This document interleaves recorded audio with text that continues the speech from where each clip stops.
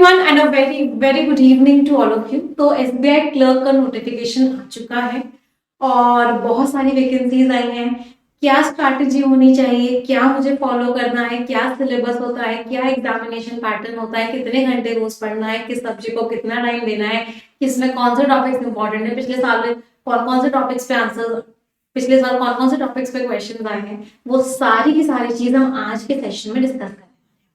तो ये सेशन बहुत इंपॉर्टेंट है, प्लीज कॉपी पेन लेके बैठिएगा जिससे कि आप हर चीज को नोट डाउन कर सके। मैंने आपको इस सेशन में सारी चीजें बताई हैं, सारे सब्जेक्ट्स, उनका सिलेबस, उनकी स्टार्टिंग, सब कुछ, हर क्वेश्चन का आंसर मिलेगा आपको इस वीडियो में। तो आइए डिस्कस करते हैं।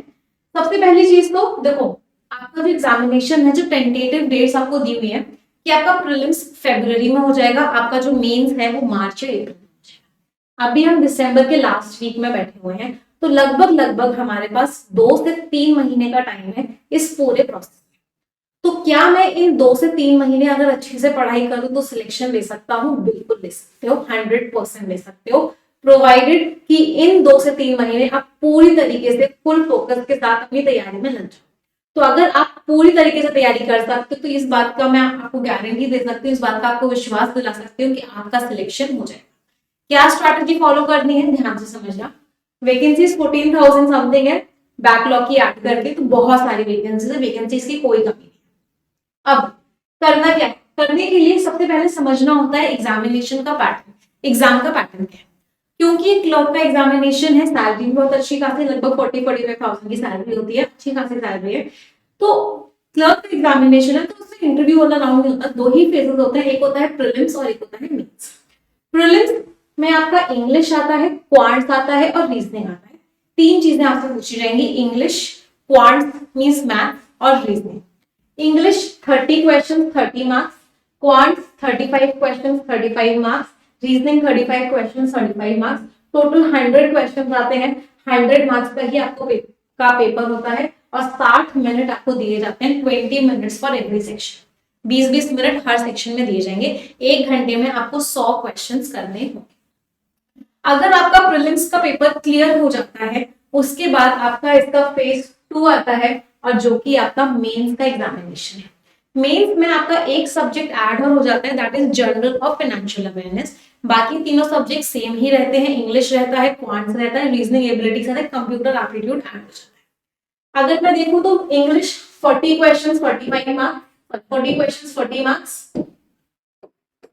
quantitative aptitude 50 questions 50 marks, reasoning and computers 50 questions 60 marks, general and financial awareness 50 questions 50 marks। Her section के लिए, स्टार्टिंग के 2 सेक्शन के लिए आपको 35 मिनट ईच दिए जाएंगे, इसके बाद वाले सेक्शन के लिए क्वांट्स और रीजनिंग के लिए आपको 45 मिनट्स ईच दिए जाएंगे। टोटल आपको 2 घंटे 40 मिनट में पूरा का पूरा पेपर करना। एसबीआई क्लर्क है इसलिए डिस्क्रिप्टिव राइटिंग इसमें नहीं होता है। पीओ के एग्जामिनेशन में एसबीआई पीओ में डिस्क्रिप्टिव राइटिंग आता है, एसबीआई क्लर्क में नहीं होता है। इंटरव्यू और ग्रुप एक्सरसाइजेस भी एसबीआई पीओ में होती है, एसबीआई क्लर्क में नहीं होती है। अब आपने फेज 1 क्लियर कर लिया, आप फेज 2 के लिए एलिजिबल हो गए। फेज 2 भी क्लियर कर लिया, उसके बाद एक मेरिट लिस्ट आती है, आपका डॉक्यूमेंट वेरिफिकेशन वगैरह चीजें होती है। वहां पे एक एलपीटी टेस्ट जिसको हम बोलते हैं लैंग्वेज प्रोफिशिएंसी टेस्ट। अब ये लैंग्वेज प्रोफिशिएंसी टेस्ट होता क्यों है, इसका कारण बताती हूँ। इसका कारण ये है कि बहुत सारे बच्चे क्या करते हैं, जैसे वैकेंसीज आई तो जिस स्टेट में सबसे ज्यादा वैकेंसीज आती है तो बहुत सारे बच्चे वहां पर अप्लाई करते हैं। तो इस प्रैक्टिस को रोकने के लिए बैंक ने क्या किया, एक लैंग्वेज प्रोफिशिएंसी टेस्ट किया कि आपको, आप जिस स्टेट से अप्लाई कर रहे हो, आपको उस स्टेट की लैंग्वेज आती है या नहीं आती है। तो लैंग्वेज प्रोफिशिएंसी टेस्ट भी होता है। आप जिस स्टेट से अप्लाई कर रहे हो, गुजरात से अप्लाई करो तो आपको गुजराती में प्रोफिशिएंट हो या नहीं, आप ओडिशा से अप्लाई करो तो ओडिया आपको आती है नहीं आती है। तो ये सारी लैंग्वेजेस हैं, आप जिस स्टेट से अप्लाई कर रहे हो उसकी लैंग्वेज आपको आनी चाहिए। या तो आपने 10th में या 12th में वो लैंग्वेज पढ़ी हो, या फिर अगर आपने नहीं पढ़ी हुई है तो आपको ये एलपीटी टेस्ट देना पड़ता है, जो कि डॉक्यूमेंट वेरिफिकेशन के टाइम पे होता है, लास्ट मोमेंट। तो पहले अभी हमारा सारा का सारा फोकस किस पे होता है, प्रीलिम्स और मेंस एग्जामिनेशन। चलो एक बार कट ऑफ की भी बात कर लेते हैं, हमें कितना टारगेट करना है लगभग। तो मैं ना मैक्सिमम कट ऑफ लेके चल रही हूँ, क्योंकि हर स्टेट का अलग अलग कट ऑफ होता है। तो अगर मैं मैक्सिमम कट ऑफ की बात करूं तो प्रीलिम्स में अगर आप देखोगे तो 80 लगभग रहा है पिछले 5 सालों का, 80 से 1-2 नंबर कम या ज्यादा। अगर आप मेंस के देखोगे तो लगभग लगभग हम इसको मान के चलते हैं 100 मार्क्स के अराउंड आपका कट ऑफ। तो हम टारगेट क्या करेंगे कि प्रीलिम्स में हमारे 80 से ऊपर मार्क्स आ जाए, मेंस में हमारे 100 से ऊपर मार्क्स आ जाए। इतने मार्क्स तो हमें लाने ही लाने हैं, तभी हम कह सकते हैं कि हम सेफ हैं अपने सिलेक्शन के लिए। तैयारी हम फुल मार्क्स की करेंगे, तैयारी कहीं कमी नहीं आएगी, होनी चाहिए तैयारी में, बट ये एक एक्सपेक्टेशन। एक एक करके बात करते हैं। एलपीटी की हमने बात कर ली, अब हम सारे सब्जेक्ट्स की एक एक करके बात करेंगे, उनके सिलेबस की बात करेंगे, किस साल कितने मार्क्स का कौन सा क्वेश्चन आया है, किस टॉपिक पर सबसे ज्यादा फोकस करना है, कितना पढ़ना है, कैसे करना है, हर चीज को डिटेल में डिस्कस करेंगे। तो सबसे पहले हम आते हैं इंग्लिश पे, क्योंकि इंग्लिश सबसे ज्यादा स्कोरिंग सब्जेक्ट होता है, बहुत आसानी से मार्क्स देके जाता है इंग्लिश। तो सबसे पहले हम इंग्लिश की बात करते हैं। तो देखो इंग्लिश में पहले मैं सिलेबस की बात करूंगी, तो सबसे पहले मैं प्रीलिम्स और मेंस के सिलेबस की ही बात करती हूँ, क्योंकि तैयारी स्टार्ट करने से पहले सबसे जरूरी होता है कि मुझे सिलेबस एकदम माइंड में क्रिस्टल क्लियर हो। मुझे सिलेबस क्लियर होगा तभी मैं अपनी तैयारी कर पाऊंगी। तो सबसे पहले हम इंग्लिश के सिलेबस की बात करते हैं बेटा, प्रीलिम्स से स्टार्ट करेंगे। तो प्रीलिम्स के पेपर में रीडिंग कॉम्प्रीहेंशन आएगा लगभग 7 से 8 नंबर का। उसके बाद आपका पैराजंबल आएगा लगभग 5 नंबर का। क्लोज टेस्ट आता है लगभग 5 से 7 नंबर का। एरर डिटेक्शन आता है लगभग 5 नंबर का। फिलर्स आते हैं लगभग 5। तो ये जो 5 टॉपिक्स मैंने आपके लिए लिखे हैं, reading comprehension, para jumble, cloze test, error detection और फिलर्स, ये लगभग 80% आपका पेपर होता है। तो 80% आपका जो प्रीलिम्स का पेपर है वो इन्हीं 5 टॉपिक्स में से आता है। इसके बाद फिर और टॉपिक्स कौन से बचते हैं, वो आपका बचता है word swap, word arrangement, word usage, phrase rearrangement,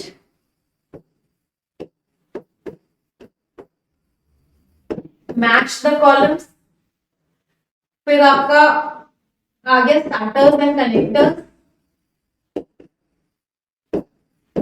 फिर एसबीआई क्लर्क में बहुत बार मिस स्पेल्ड वर्ड्स भी देखने को मिले हैं। तो बाकी का 20% आपका तो यहां से आपका 30 मार्क्स का पेपर आता है प्रीलिम्स में। This is the syllabus of prelims. सबसे ज्यादा फोकस किस पे होता है, reading comprehension, cloze test, para jumble, error detection और फिलर्स। ये 5 टॉपिक्स ऐसे हैं जो सबसे ज्यादा इंपॉर्टेंट होता है। मैं स्ट्रैटेजी भी बताऊंगी हर टॉपिक की ना कैसे करना है उसे, बट सबसे पहले सिलेबस को क्लियर। ये था प्रीलिम्स का सिलेबस। अब अगर मैं मेंस के सिलेबस की बात करती हूँ, तो मेंस में क्या होता है बेटा, मेंस में सारा का सारा फोकस होता है मिक्स्ड पैटर्न। तो मेंस में क्या होता है, 2 पैटर्न उठाएंगे, उसको कंबाइन करके दे देंगे। फॉर एग्जांपल वर्ड स्वैप उठाया, पैराजंबल उठाया, उन दोनों को मिला के एक क्वेश्चन बनाया और दे दिया। छोटे छोटे रीडिंग कॉम्प्रिहेंशन बहुत सारे आते हैं मेंस में, लगभग 15 नंबर के तो रीडिंग कॉम्प्रिहेंशन ही आ जाते हैं। क्लोज टेस्ट के अंदर डिफरेंट डिफरेंट पैटर्न्स के क्वेश्चंस आते हैं, इन्फ्रेंस बेस्ड क्वेश्चंस बहुत आते हैं आपके मेंस के एग्जामिनेशन में। फिर फिलर्स के अंदर अलग अलग पैटर्न के क्वेश्चंस आ जाते हैं, ऑड वन आउट वाले क्वेश्चंस आ जाते हैं। तो मेंस का पैटर्न जो होता है ना, हर बार कुछ ना कुछ नया देखने को मिलता है। हर बार एसबीआई क्लर्क के मेंस में कुछ ना कुछ नया देखने को मिलेगा। तो मेंस का सिलेबस बहुत वास्ट है, कुछ ना कुछ न्यू पैटर्न होगा, पैटर्न्स कंबाइंड होंगे, मिक्स्ड होंगे, मिससेलेनियस पैटर्न। तो ये था आपका इंग्लिश का सिलेबस। अब एक बार नजर मार लेते हैं कि पिछले 5 सालों को एनालाइज करते हैं कि पिछले 5 सालों में किस तरह के क्वेश्चन हमको देखने को मिले। पहले हम प्रीलिम्स का एनालिसिस करेंगे, उसके बाद हम मेंस का एनालिसिस करेंगे। तो प्रीलिम्स के एनालिसिस में आप देख पा रहे होंगे, सबसे पहली चीज तो आपने क्या देखी बेटा, रीडिंग कॉम्प्रिहेंशन हर साल है, कभी 8 नंबर का कभी 7 नंबर का रीडिंग कॉम्प्रिहेंशन हर साल है। पैराजंबल्स भी जनरली देखने को मिले हैं, एक आध बार पैराजंबल नहीं आया हो, पैराजंबल्स जनरली देखने को मिले हैं 5 मार्क्स के। फिर क्लोज टेस्ट भी जनरली देखने को मिले हैं, एक आध बार क्लोज टेस्ट ना आया। तो ये 3 टॉपिक्स तो आपके फाइनल फिक्स हो गए, para jumble, reading comprehension, cloze test. Error detection हमेशा आया है 5 नंबर का, 5 से 4 नंबर का, ये भी आपका फिक्स पैटर्न है। फिलर्स के क्वेश्चन भी बहुत बार देखने को मिले। इसके बाद phrase rearrangement, word swap, column based questions, word usage, ये सारे के सारे पैटर्न आपको देखने को मिले। तो ये है एसबीआई क्लर्क प्रीलिम्स का पिछले 5 साल का पेपर का एनालिसिस कि कौन कौन से टॉपिक्स हैं जिसमें आपको सबसे ज्यादा अपने आप को स्ट्रॉन्ग बनाना है। ये बात क्लियर हो चुकी होगी। अब बात करते हैं मेंस के एनालिसिस की। तो मेंस में आप देख रहे होंगे 15 नंबर, 16 नंबर, इन सब रीडिंग कॉम्प्रीहेंशन आए। तो सबसे ज्यादा मेंस में क्या देखने को मिला है? Reading comprehension. फिर सेंटेंस रीअरेंजमेंट के क्वेश्चन, अच्छा ये 4 साल का है। सेंटेंस रीअरेंजमेंट के क्वेश्चंस भी हमने देखे हैं। फिर एरर डिटेक्शन तो आया ही आया है, ये भी बहुत इंपॉर्टेंट टॉपिक है। फिर फाइंड द करेक्ट सेंटेंस वाला पैटर्न आता है। 5 सेंटेंसेस दिए होते हैं, उनमें से बताना होता है कौन सा सेंटेंस आपका करेक्ट। फिर आपके वर्ड यूसेज के क्वेश्चंस देखने को मिले। मिसस्पेल्ड क्वेश्चंस मेंस में नहीं आते, प्रीलिम्स में आते हैं। फिर आपके मैच द कॉलम्स देखने को मिले हैं मेंस में। फिलर्स के क्वेश्चंस, पैराजिम्बल्स, इडियम्स के direct question, sentence improvement, cloze test, mix questions. But mains में खास बात क्या होती है? खास बात ये होती है कि कोई भी पैटर्न स्टैंड अलोन पैटर्न नहीं आता। अगर पैराजिम्बल का क्वेश्चन आए तो उसके अंदर भी हो सकता है रीडिंग कॉम्प्रीहेंशन हो, उसके अंदर हो सकता है फिलर का क्वेश्चन हो, उसके अंदर हो सकता है इडियम एंड फ्रेजेस का क्वेश्चन हो।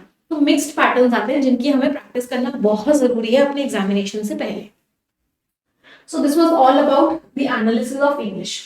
अब बात करते हैं मुझे मेरी स्ट्रैटेजी क्या होनी चाहिए, इंग्लिश की मुझे तैयारी करनी है तो ये 2 से 3 महीने मुझे इंग्लिश को कैसे करना है। मैं सिर्फ इंग्लिश नहीं बताऊंगी, मैं इसमें आपको सारे सब्जेक्ट्स बताऊंगी, जिससे कि ये वीडियो को देख के आपको कंप्लीट आइडिया लग जाए कि आपकी तैयारी कैसे होनी चाहिए।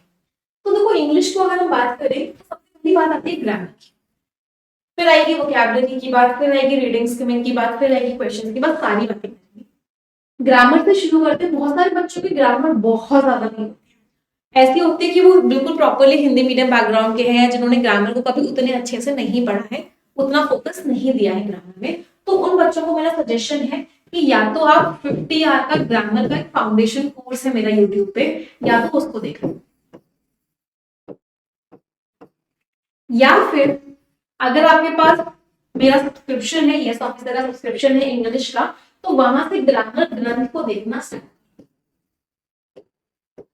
किसको देखना स्टार्ट करो? थोड़ा थोड़ा टाइम मिले तो थोड़ा थोड़ा देखो। 30 मिनट अ डे अगर देख पा रहे हो, इतना टाइम दो, 30 मिनट अ डे। ग्रामर को धीरे धीरे करके स्ट्रॉन्ग बनाना शुरू। आराम से आप 1 महीने में ग्रामर ग्रंथ पूरा देख लोगे अगर 30 मिनट अ डे भी देखते हो तो। जिन लोगों को लगता है मुझे मैम ग्रामर आती है, मैंने एक बार की हुई है, या मैंने मुझे थोड़ा थोड़ा आता है, मैं इंग्लिश मीडियम से हूँ, या मैंने पहले मेरा इंग्लिश मेरी अच्छी है, थोड़ी बहुत ग्रामर आती है मुझे, वो बच्चे क्या करेंगे? 120 रूल्स ऑफ ग्रामर को डायरेक्टली देखेंगे। 120 रूल्स ऑफ ग्रामर की वीडियो आपको मिल जाएगी यूट्यूब पे, किसी चैनल पे, उसको पूरा देखेंगे, टाइम डिवाइड करके देखेंगे, 120 रूल्स ऑफ ग्रामर को देखेंगे, और उसके बाद इसी चैनल पे 8 घंटे की एरर डिटेक्शन की वीडियो है, उसको देखेंगे। तो इससे क्या होगा? उनके ग्रामर के सारे कॉन्सेप्ट्स बहुत अच्छे से उनको आ जाएंगे। तो ग्रामर के लिए सिर्फ इतना करना है। 50 आवर ग्रामर फाउंडेशन कोर्स आपने देखा है, ग्रामर ग्रंथ देखा, और 120 रूल्स ऑफ ग्रामर की समरी है बेसिकली, और 8 घंटे की एरर डिटेक्शन की प्रैक्टिस करें। अब मैं ऐसे भी बता दूं ना, ग्रामर में कौन कौन से टॉपिक सबसे ज्यादा इंपॉर्टेंट है। तो देखो सबसे ज्यादा इंपॉर्टेंट जहां से क्वेश्चन मैक्सिमम आते हैं वो है टेंसेस। सबसे ज्यादा टेंसेस के अंदर भी कंडीशनल सेंटेंसेस के क्वेश्चंस बहुत आते हैं आपके एग्जामिनेशन में, कंडीशनल सेंटेंसेस। फिर आपके क्वेश्चंस आते हैं पैरेललिज्म से, बहुत क्वेश्चंस देखने को मिलते हैं पैरेललिज्म से, 120 तो ग्रामर में मैंने कवर किया हुआ है वो। फिर आपके क्वेश्चंस प्रेपोजिशन से बहुत देखने को मिलते हैं आपके एग्जामिनेशन में, सबसे ज्यादा क्वेश्चंस प्रेपोजिशन से देखने को मिलते हैं। फिर आपके क्वेश्चंस पार्ट्स ऑफ स्पीच से देखने को मिलते हैं। पार्ट्स ऑफ स्पीच में भी मैं बताऊं, सबसे ज्यादा क्वेश्चंस नाउन से देखने को मिलते हैं, प्रोनाउन से देखने को मिलते हैं, एडजेक्टिव से उसके बाद देखने को मिलते हैं, कंजंक्शन से बहुत ज्यादा क्वेश्चंस देखने को नहीं मिलते। इसके बाद एडवर्ब से क्वेश्चंस देखने को मिलते हैं। और मैं प्रायोरिटी वाइज बोलूं, अब यहाँ पे आप वर्ब लिख सकते हो, कंजंक्शन लिख सकते हो, तो ये क्वेश्चन आपको देखने को मिलते हैं। तो आपको इस सीक्वेंस में करना है। नरेशन, एक्टिव पैसिव वॉइस के डायरेक्ट क्वेश्चंस नहीं आते कि आप कन्वर्ट करो एक्टिव से पैसिव, या डायरेक्ट स्पीच से इनडायरेक्ट स्पीच में कन्वर्ट करो, ऐसा क्वेश्चन एसबीआई क्लर्क में नहीं आता। एरर का क्वेश्चन आ जाता है कि सेंटेंस दिया हुआ है, उसमें एक्टिव पैसिव का रूल गलत लगाया, तो आपको आइडेंटिफाई करना है क्या गलत किया है। क्वेश्चन दिया हुआ है, उसमें इनडायरेक्ट स्पीच है बट रूल गलत लगाया, तो आपको नरेशन और वॉइस भी करना पड़ेगा क्योंकि एरर में वो यूज में आता है। So this is all about grammar, बहुत अच्छे से करना है। 5 नंबर की ग्रामर के क्वेश्चन डायरेक्टली आएंगे, प्री में भी और मीन्स में भी। अगली बात करते हैं वोकैबुलरी। अब वो वोकैबुलरी ना सबसे ज्यादा इंपॉर्टेंट, अगर मेरी वोकैबुलरी स्ट्रांग नहीं है ना, तो मुझे ना ही रीडिंग कॉम्प्रिहेंशन समझ में आएगा, ना ही मैं क्लोज टेस्ट के क्वेश्चंस कर पाऊंगी, ना ही मैं फिलर के क्वेश्चंस कर पाऊंगी, वर्ड स्वैप भी नहीं कर पाऊंगी, क्योंकि सारा खेल ही वर्ड्स का होता है, सारा खेल ही शब्दों का होता है। तो मुझे वोकैबुलरी को बहुत स्ट्रांग बनाना है। अब मुझे वोकैबुलरी को बहुत स्ट्रांग बनाना है, तो उसके लिए स्टेप्स क्या है?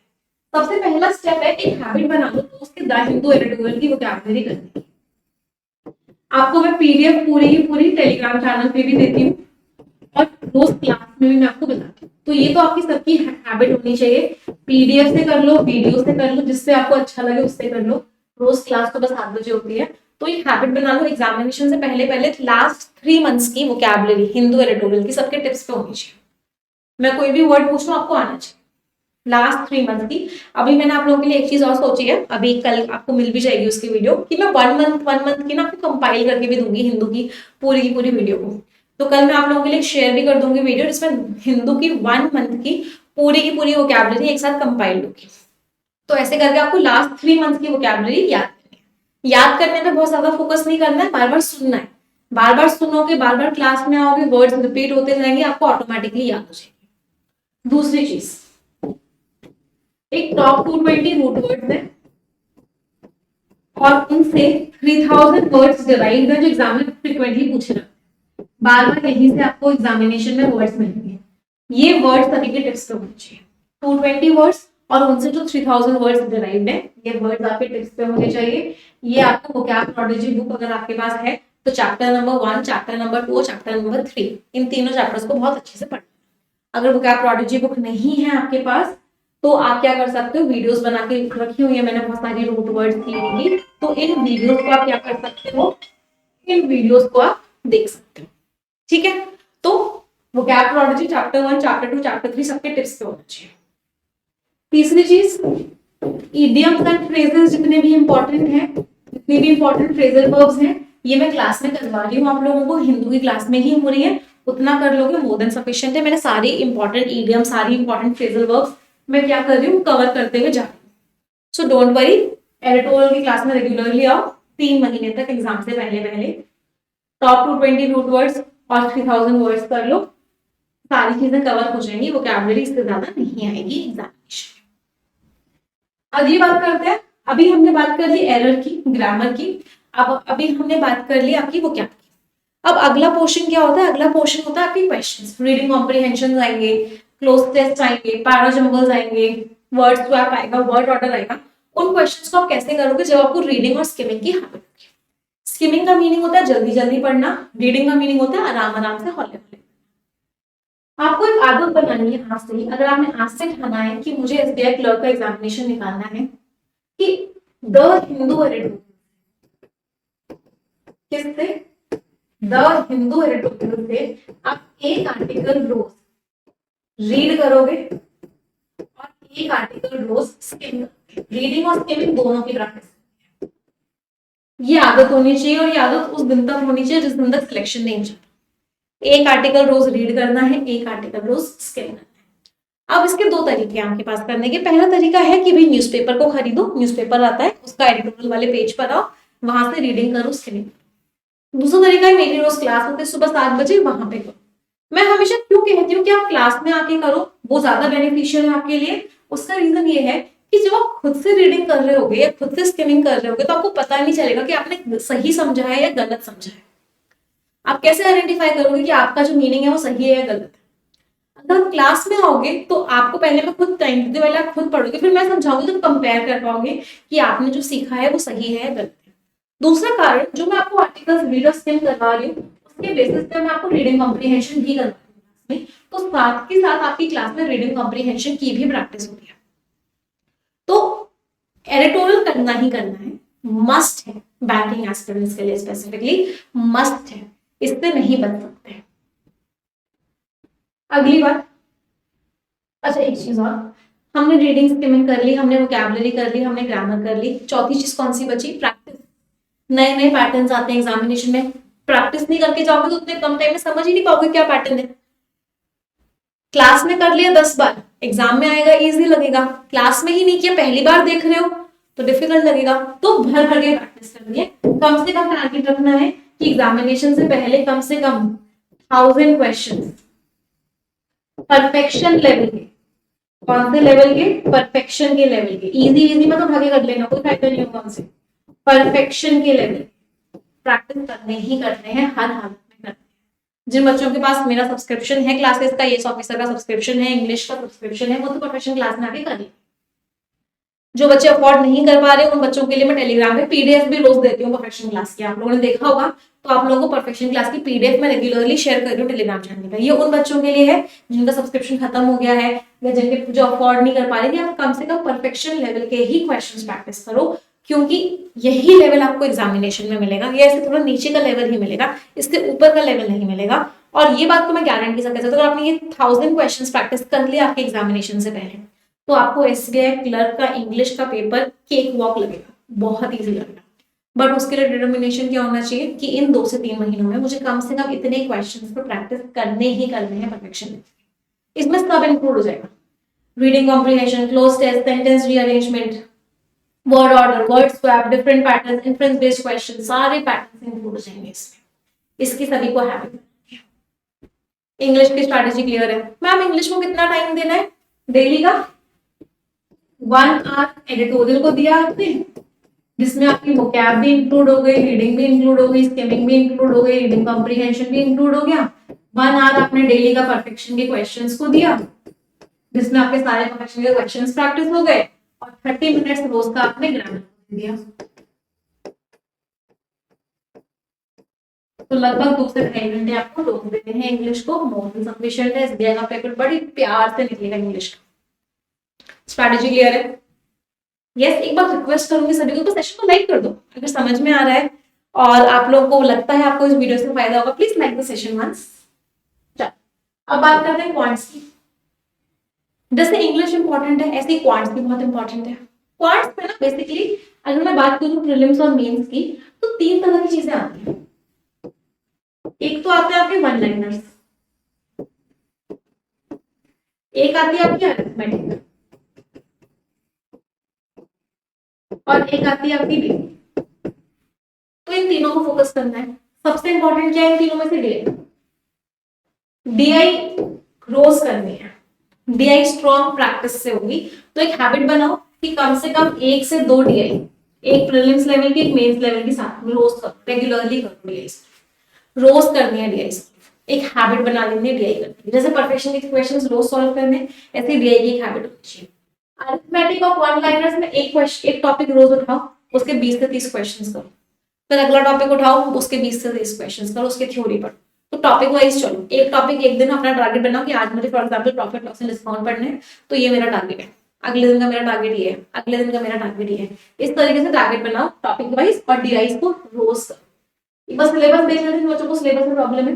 तो वन लाइनर्स में आपके क्या क्वेश्चन आते हैं? सिंप्लीफिकेशन के क्वेश्चन आएंगे, अप्रोक्सीमेशन आएगा, क्वाड्रेटिक इक्वेशन आएगा, wrong number series, missing number series, बहुत इंपॉर्टेंट है। तो एक पूरा पार्ट तो ये है। सबसे पहले मेरा सजेशन ही ये रहता है, सबसे पहले इस वाले पार्ट को स्ट्रॉन्ग बनाओ, बहुत इंपॉर्टेंट। फिर इसके बाद आपके अरिथमेटिक के क्वेश्चंस आते हैं। Arithmetic, percentage, ratio, proportion, ages and number, mixtures and alligations, time and work, speed, time and distance. मैं साइड भी जाती हूँ, आपको स्क्रीनशॉट लेना है तो स्क्रीनशॉट भी ले लो, जिससे कि आपको पूरा सिलेबस पता। Partnership, profit loss and discount. अब मैं आपको दिखाऊंगी कि किस टॉपिक से सबसे ज्यादा क्वेश्चंस आते हैं। वो एनालिसिस आपके लिए बहुत इंपॉर्टेंट होगा, नोट भी करते हुए चलना, जिससे कि आपको लास्ट तक याद रहे कि ये टॉपिक सबसे ज्यादा इंपॉर्टेंट है, इस टॉपिक से सबसे ज्यादा क्वेश्चंस आते हैं। फिर DI में आपके इस तरह के सारे DIs आते हैं, bar graph, pie chart, double pie chart, missing DI। तो ये 3 तरह के टॉपिक्स हैं जो आपके क्वांट्स में आते हैं। अभी बार एनालिसिस देखते हैं, उससे और क्लियर होगा। तो अगर आप देखोगे प्रीलिम्स का एनालिसिस, तो DIs से आपके क्वेश्चन आए हैं, मिसिंग नंबर सीरीज से एक बार रॉन्ग नंबर से आया, तो एक बार मिसिंग नंबर से आया, बट आया जरूर है। इसके बाद सिंप्लीफिकेशन के तो कितने सारे क्वेश्चन आए हैं, क्वाड्रेटिक इक्वेशन के भी क्वेश्चन देखने को मिले हैं। तो सबसे पहली चीज तो क्या है, ये सारे topics, DI, missing number, wrong number series, quadratic equation, approximation और सिंप्लीफिकेशन, वेरी इंपॉर्टेंट टॉपिक्स। फिर इसके बाद अरिथमेटिक के भी क्वेश्चंस देखो, ये मेंस का आ गया प्रीलिम्स में। अच्छा, अरिथमेटिक को हमने पूरा ही किया, अरिथमेटिक के इतने क्वेश्चंस आए हैं, अरिथमेटिक में सारे टॉपिक्स। अब मेंस की बात करते हैं, तो DI plus case like quantity comparison, number series, approximation, quadratic equation, बहुत इंपॉर्टेंट टॉपिक है, डेटा सफिशिएंसी, अरिथमेटिक, ये आपका मेंस का एनालिसिस है।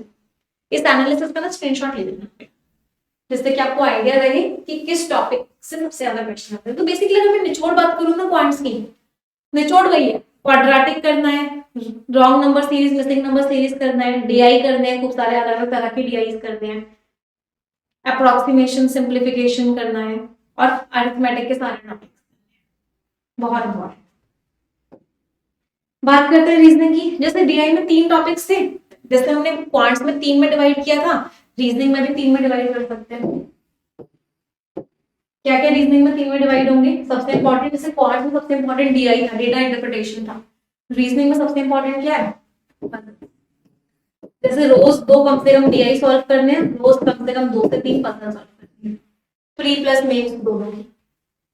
इसके बाद आपके मिससेलेनियस टॉपिक्स आते हैं। मिससेलेनियस टॉपिक्स क्या हो गया? ब्लड रिलेशन हो गया, कोडिंग डिकोडिंग हो गया, इनपुट आउटपुट हो गया, इनको बोलते हैं मिससेलेनियस टॉपिक्स।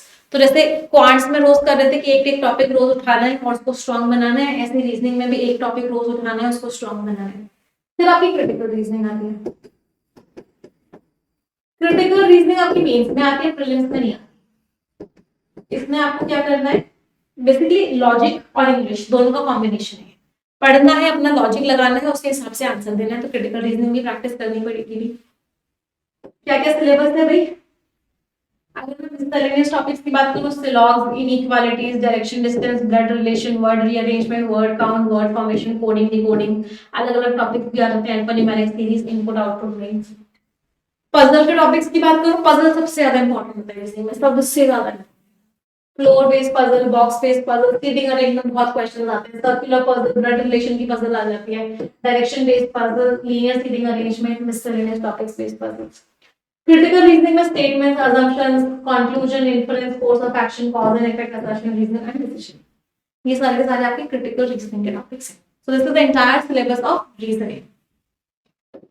बात करते हैं किस साल किस पे कितने कितने क्वेश्चन है। देखो सबसे ज्यादा क्वेश्चन पजल्स के हैं, 20 20 30 25 25 30। तो सबसे ज्यादा क्वेश्चन आपको किसके देखने के मिले हैं? पजल्स के।